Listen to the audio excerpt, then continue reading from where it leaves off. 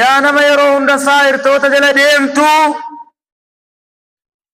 qabeenyan argadhe jettee ittiin oora jettee atiif ramadaanni eessatti ol argabboo yaa rabbi na jaanu baafadhu gaa atiif ramadaanni maal walii taatu ormaa waliisin orma ramadaanni hin fedhuuf nama akkasii yaa nama akkasii ramadaanni sin fedhu sin fedhu ramadaanni hin jaallatu mushrik موحد وبرباد بدليل قول الرسول صلى الله عليه وسلم من صام رمضان إيمانا واحتسابا غفر له ما تقدم من ذنبه نمن رمضان صومه إيمانا واحتسابا إيمانا يا رجل أرتيرا مشركني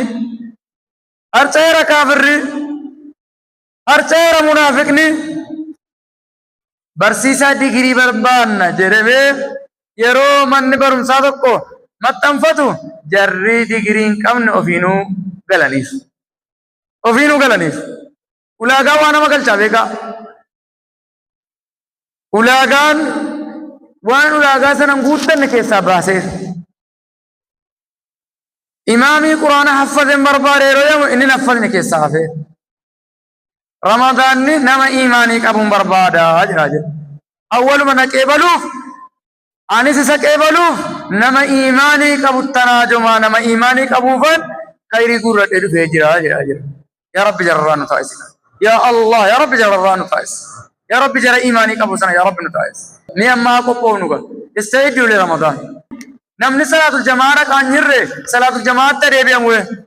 masjiidni immoo bareedduudha isaanuma eegasii waggaa tokko fayyaa masjiida gatanii yeroo isaan dhufanii jedhanii maaliif dhufti atin jedhu namatu illee amma ta'e walii eegee abalummoo dhufan kaa jedhee namatu jedha malee nama waggaa tokko masjiida dhiisee yeroo ramadaana uffata isaa qulqulleeffatee salaatuman salaata jedhanii iyyatee dhufe atoo waggaa tokko turte maaliif immoo dhufte hin jedhu rabbis nama badiirra tureen isa khamrii dhuguun atoo waggaa diidama khamrii dhuyde waan si macheessu dhuyde maa toobattee gama koo dhufuu didde jedha malee nama toobatee dhufeen immoo